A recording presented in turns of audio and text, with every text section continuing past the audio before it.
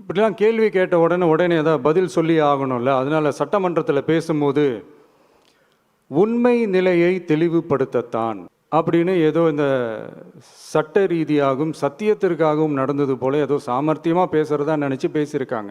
இப்படி ஒரு 50 வருஷமாக பொது வாழ்க்கையில் இருக்கிற ஒருத்தவங்க ஒரு முதல்வர் அவர்கள் சொன்னது எவ்வளவு பெரிய ஒரு வடிகட்டின பொய் சப்பை கட்டுன்னு நான் சொல்லலை, உச்ச நீதிமன்றம் சொல்லியிருக்கிறாங்க. அவங்க சொன்னதெல்லாம் கொஞ்சம் என்னன்னு கொஞ்சம் லைட்டாக பார்ப்போமா?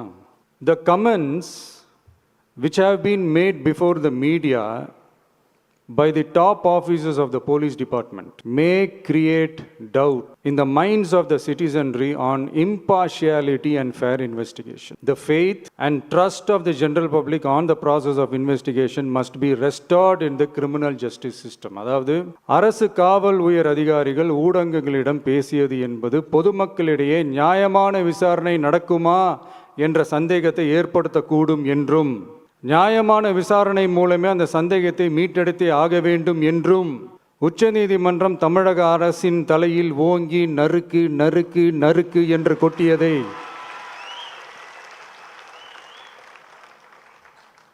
முதல்வர் அவர்கள் மறந்துட்டாரா?